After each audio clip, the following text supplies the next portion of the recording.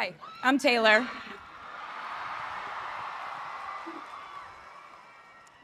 Last time I was in a stadium this size, I was dancing in heels and wearing a glittery leotard.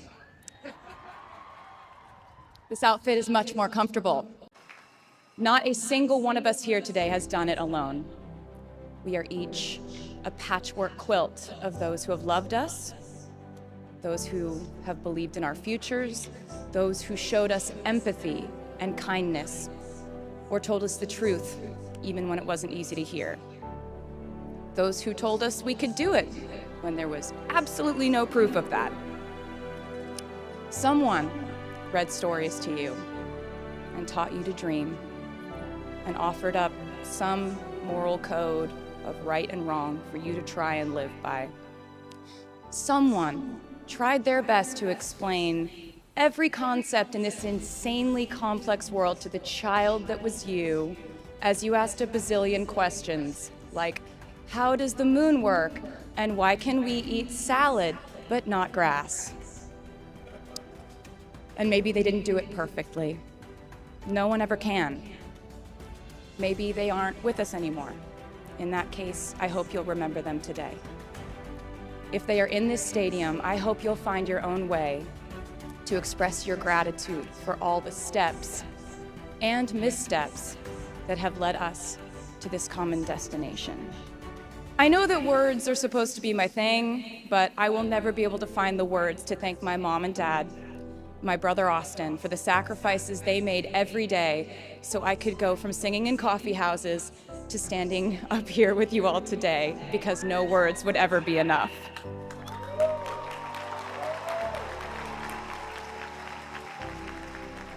To all the incredible parents, family members, mentors, teachers, allies, friends, and loved ones here today who have supported these students in their pursuit of educational enrichment, let me say to you now, welcome to New York. It's been waiting for you. I'd like to thank NYU for making me, technically, on paper at least, a doctor.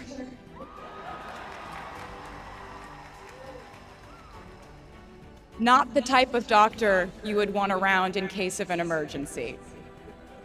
Unless your specific emergency was that you desperately needed to hear a song with a catchy hook and an intensely cathartic bridge section.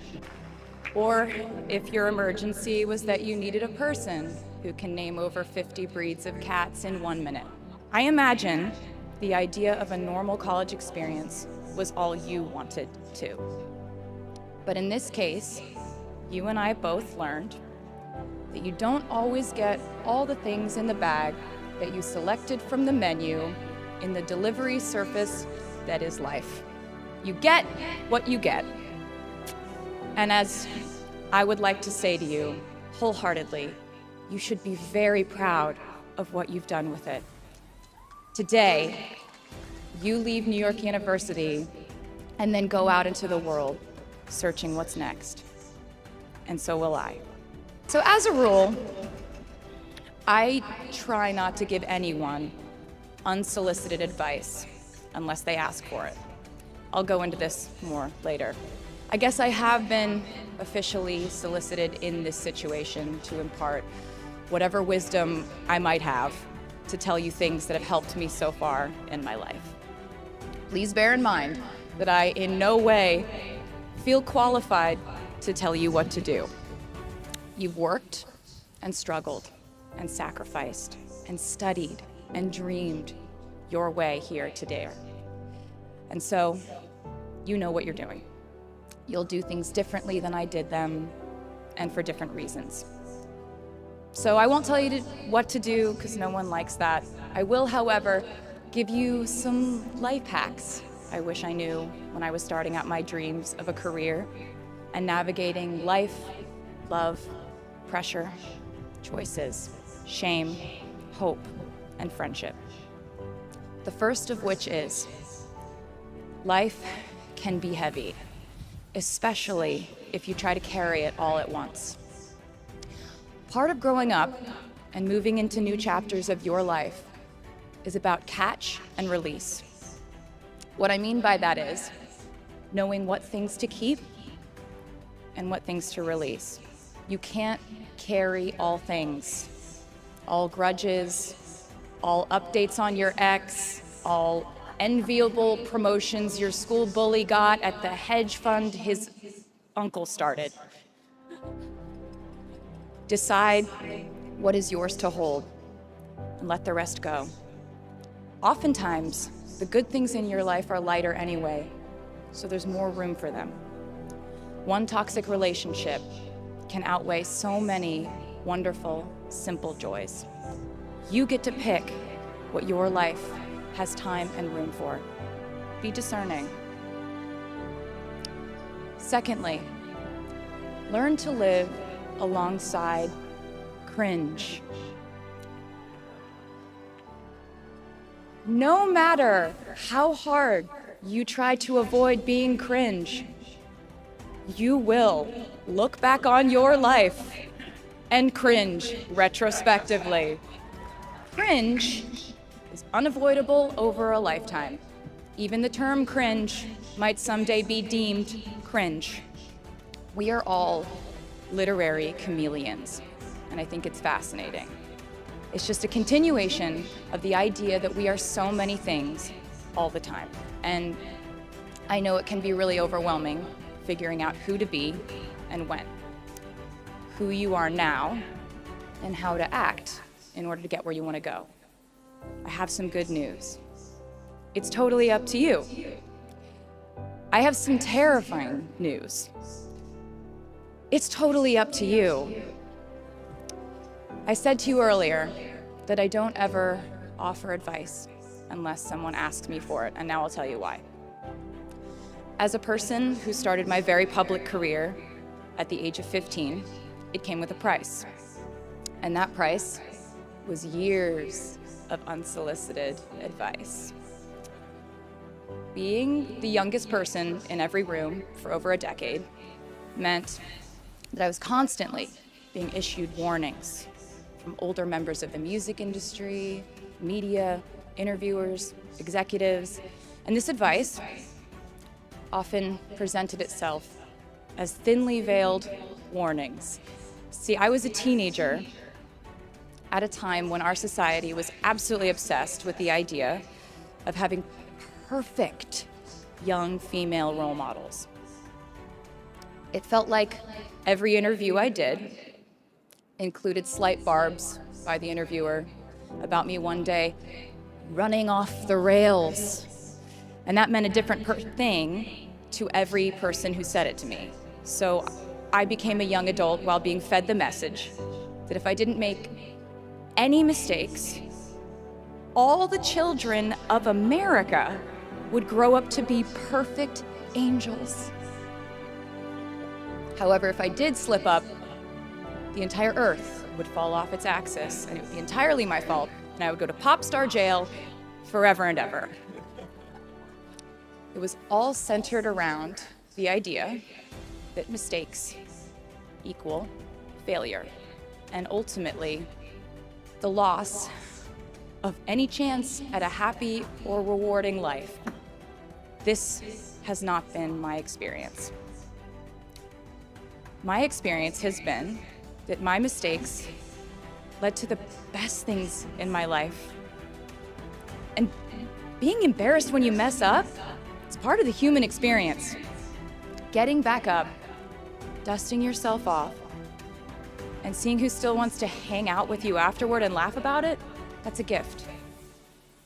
The times I was told no, or wasn't included, wasn't chosen, didn't win, didn't make the cut, looking back, it really feels like those moments were as important, if not more crucial, than the moments I was told yes.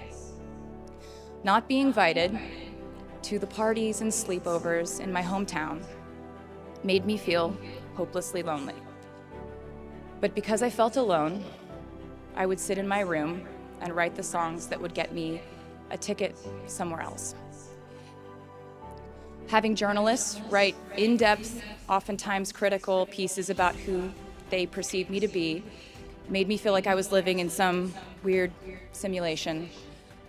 But it also made me look inward to learn about who I actually am. Having the world treat my love life like a spectator sport in which I lose every single game was not a great way to date in my teens and 20s. But it taught me to protect my private life fiercely. Being publicly humiliated over and over again at a young age was excruciatingly painful, but it forced me to devalue the ridiculous notion of minute-by-minute, ever-fluctuating social relevance and likability.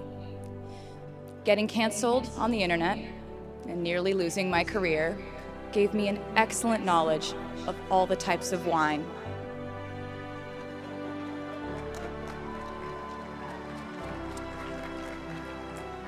I know I sound like a consummate optimist, but I'm really not. I lose perspective all the time. Sometimes everything just feels completely pointless. I know the pressure of living your life through the lens of perfectionism. And I know that I'm talking to a group of perfectionists because you are here today, so this might be hard for you to hear. In your life, you will inevitably misspeak, trust the wrong person, underreact, overreact, hurt the people who didn't deserve it, overthink, not think at all, self-sabotage, create a reality where only your experience exists, ruin perfectly good moments for yourself and others, deny any wrongdoing, not take the steps to make it right, feel very guilty, let the guilt eat at you, hit rock bottom, finally address the pain you caused, try to do better next time, rinse, repeat. And I'm not gonna lie, these mistakes will cause you to lose things. I'm trying to tell you that losing things doesn't just mean losing. A lot of the time, when we lose things, we gain things too. Now you leave the structure and framework of school and chart your own path. Every choice you make leads to the next choice, which leads to the next, and I know it's hard to know which path to take. There will be times in life where you need to stand up for yourself. Times when the right thing is actually to back down and apologize. Times when the right thing is to fight. Times when the right thing is to turn and run. Times to hold on with all you have. Times to let go with grace. Sometimes the right thing to do is to throw out the old schools of thought in the name of progress and reform. Sometimes the right thing to do is to sit and listen to the wisdom of those who have come before us. How will you know what the right choice is in these crucial moments? You won't. How do I give advice to this many people about their life choices? I won't. The scary news is, you're on your own now. But the cool news is, you're on your own now.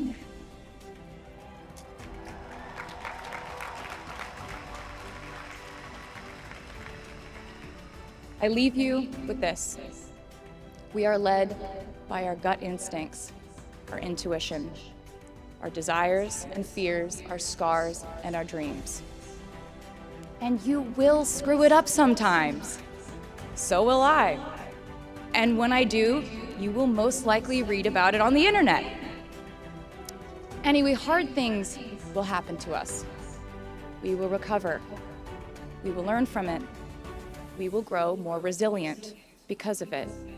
And as long as we are fortunate enough to be breathing, we will breathe in, breathe through, breathe deep, breathe out.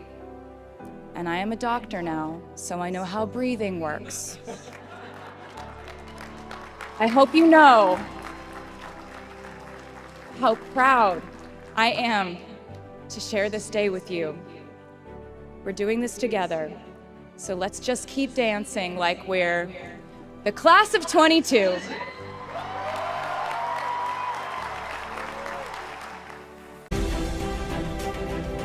you.